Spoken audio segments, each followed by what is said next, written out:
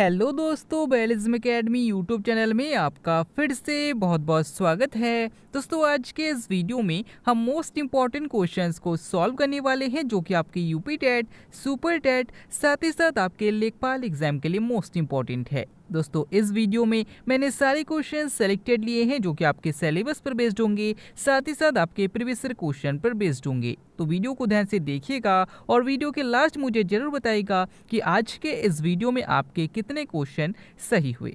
तो बिना देरी करते हुए चलिए शुरू करते हैं सबसे पहले क्वेश्चन से। सबसे पहला क्वेश्चन है, सेब का लाल रंग किसके कारण होता है? ऑप्शन आपके सामने lycopene, option B anthocyanin, option C casein या फिर ऑप्शन डी कैरिकाजेंथिन। इसका सही आंसर हो जाएगा ऑप्शन बी एंथासाइनिन। दोस्तों, याद रखिएगा कि सेब का लाल रंग एंथासाइनिन के कारण होता है, टमाटर का लाल रंग लाइकोपिन के कारण होता है, दूध का सफ़ेद रंग कैसिन के कारण होता है और जो पपीते का रंग होता है वो कैरिकाजेंथिन के कारण होता है। अगला क्वेश्चन, नर मच्छरों को पोषण किससे मिलता है? ऑप्शन आपके सामने रक्त, ऑप्शन बी पौधों का रस, ऑप्शन सी गंदा जल या फिर ऑप्शन डी इनमें से कोई नहीं। इसका सही आंसर हो जाएगा ऑप्शन बी पौधों का रस। दोस्तों, याद रखिए कि जो हमें मच्छर काटते हैं वो सारे के सारे मादा मच्छर होते हैं। नर मच्छर हमारा खून नहीं चूसते और नर मच्छरों को जो पोषण मिलता है वो पौधों के रस से मिलता है। अगला क्वेश्चन, सबसे बड़ी अंतस्रावी ग्रंथि कौन सी है? ऑप्शन आपके सामने यकृत, ऑप्शन बी पीयूष, ऑप्शन सी थायराइड या फिर ऑप्शन डी थाइमस। दोस्तों, इस क्वेश्चन को मैंने आज YouTube के कम्युनिटी पोस्ट में डाला था और अधिकतर लगभग 70% लोगों ने इसका गलत आंसर दिया है। याद रखिएगा कि 3 क्वेश्चन अलग अलग है। सबसे पहला क्वेश्चन कि मानव शरीर की सबसे बड़ी ग्रंथि कौन सी है, तो आपका आंसर हो जाएगा यकृत है। और अगर आपसे क्वेश्चन घुमाकर पूछा जाता है कि मानव शरीर की सबसे बड़ी अंतस्रावी ग्रंथि कौन सी है, तो याद रखिएगा वो ग्रंथि हो जाएगी थायराइड ग्रंथि। और अगर आपसे पूछा जाता है कि मानव शरीर की सबसे छोटी ग्रंथि कौन सी है, तो याद रखिएगा पीयूष ग्रंथि है और इसी पीयूष ग्रंथि को मास्टर ग्रंथि भी कहा जाता है। और अगर आपसे पूछा जाता है कि मानव शरीर की दूसरी सबसे बड़ी ग्रंथि कौन सी है, तो याद रखिएगा अग्न्याशय ग्रंथि है। तो इन क्वेश्चन में बार बार कंफ्यूजन होता है, इसीलिए मैं कंफ्यूज करने वाले क्वेश्चंस को बार बार कराता हूं। और तब भी मैंने आज जब कम्युनिटी में इस क्वेश्चन को डाला था तो लगभग 70% लोगों का क्वेश्चन इसका आंसर गलत आया। अगला क्वेश्चन, विश्व स्वास्थ्य दिवस कब मनाया जाता है? ऑप्शन आपके सामने 10 दिसंबर, ऑप्शन बी 7 अप्रैल, ऑप्शन सी 11 नवंबर या फिर ऑप्शन डी 1 जुलाई। इसका सही आंसर हो जाएगा ऑप्शन बी 7 अप्रैल। दोस्तों, याद रखिए कि विश्व स्वास्थ्य दिवस 7 अप्रैल को मनाया जाता है। मानवाधिकार दिवस 10 दिसंबर को मनाया जाता है। अगर आपसे पूछा जाता है कि राष्ट्रीय शिक्षा दिवस कब मनाया जाता है, तो याद रखिएगा 11 नवंबर को मनाया जाता है। और अगर आपसे पूछा जाता है कि चिकित्सक दिवस यानी कि डॉक्टर्स डे कब मनाया जाता है, तो याद रखिएगा 1 जुलाई को मनाया जाता है। अगला क्वेश्चन, पृथ्वी का फेफड़ा किसे कहा जाता है? ऑप्शन आपके सामने है अमेजन वर्षावन, ऑप्शन बी पामीर का पठार, ऑप्शन से सुंदरवन का डेल्टा या फिर ऑप्शन डी इनमें से कोई नहीं। इसका सही आंसर हो जाएगा ऑप्शन ए अमेजन वर्षावन।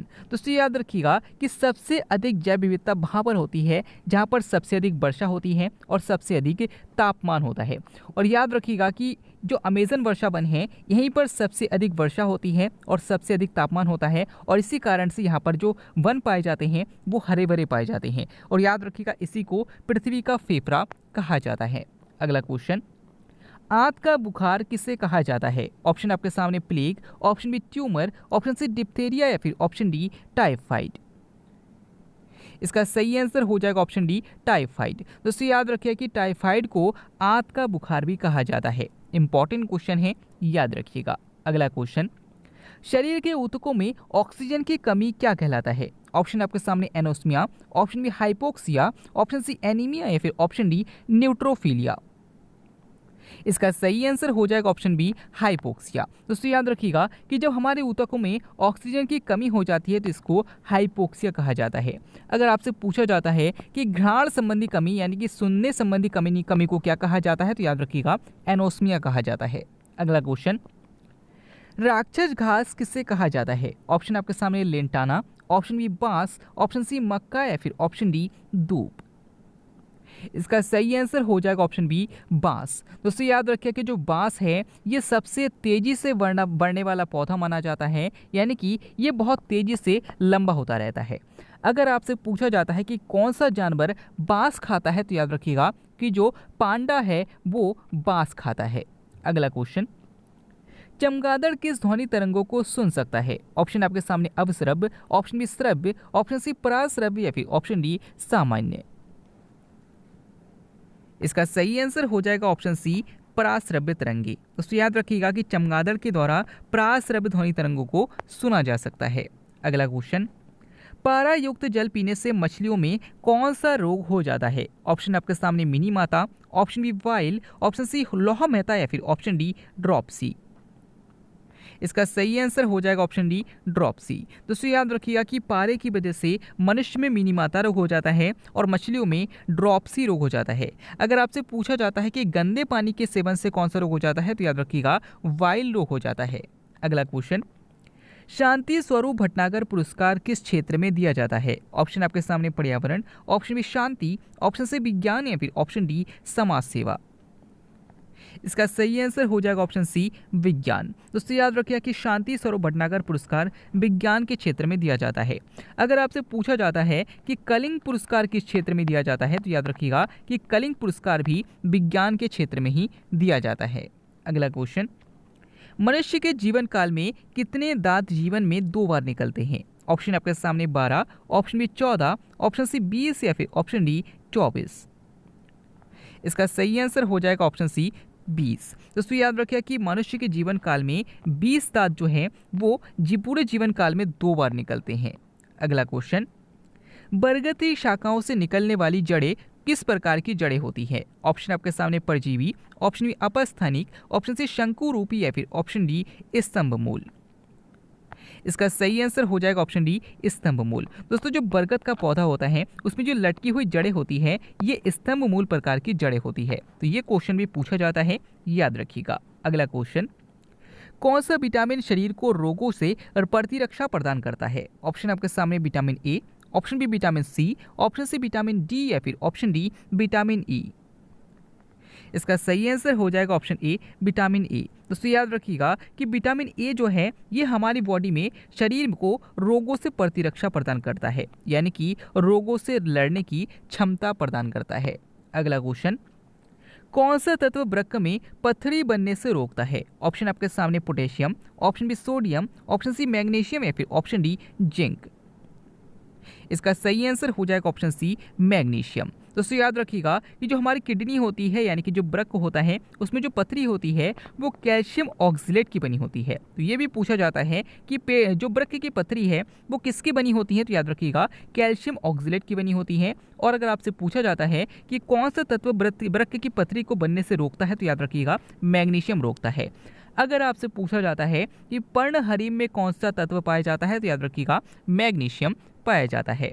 अगला क्वेश्चन, अनाज के छिलके में कौन सा विटामिन पाया जाता है? ऑप्शन आपके सामने vitamin A, option B vitamin B1, option C vitamin D या फिर ऑप्शन डी विटामिन B12।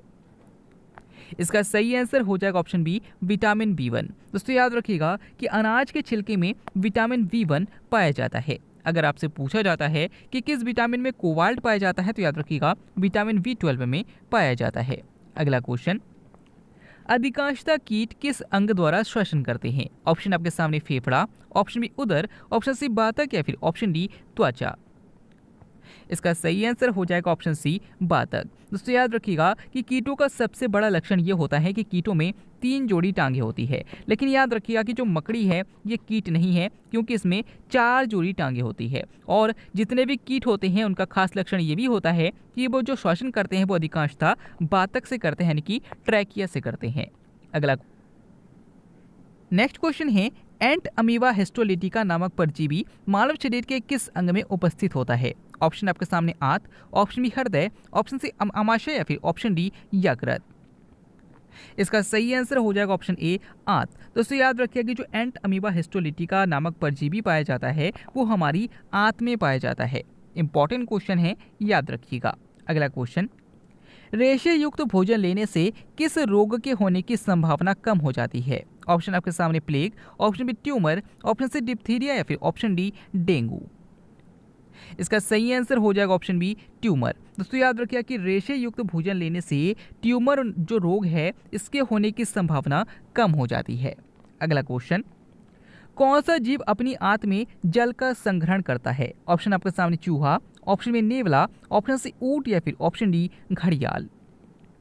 इसका सही आंसर हो जाएगा ऑप्शन सी ऊंट। दोस्तों याद रखिए कि जो ऊंट होता है वो हमारे अपने शरीर में जो जल का संग्रहण करता है वो अपनी आंत में करता है।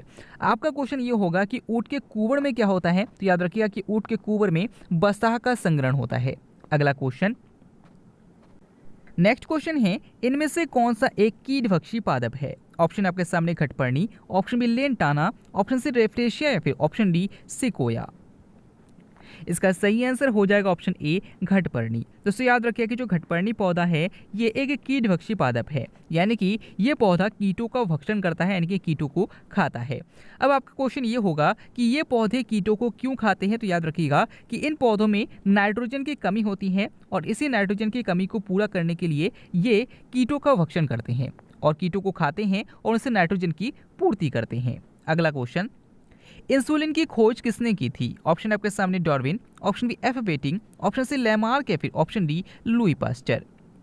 दोस्तों इस क्वेश्चन के आंसर आपको मैं कमेंट के द्वारा बताना है। आज के वीडियो में आपके कितने क्वेश्चन सही हुए, साथ ही साथ आज का वीडियो आपको कैसा लगा कमेंट बॉक्स में जरूर बताइएगा। हमारी मेहनत आपको कैसी लगी कमेंट बॉक्स में जरूर बताइएगा। अगर आप फेसबुक पेज और टेलीग्राम ग्रुप को ज्वाइन करना चाहते हैं तो डिस्क्रिप्शन में लिंक दिया गया है, वहां से आप ज्वाइन कर सकते हैं। मिलते हैं अगले वीडियो में, तब तक के लिए देखते रहिए, सीखते रहिए।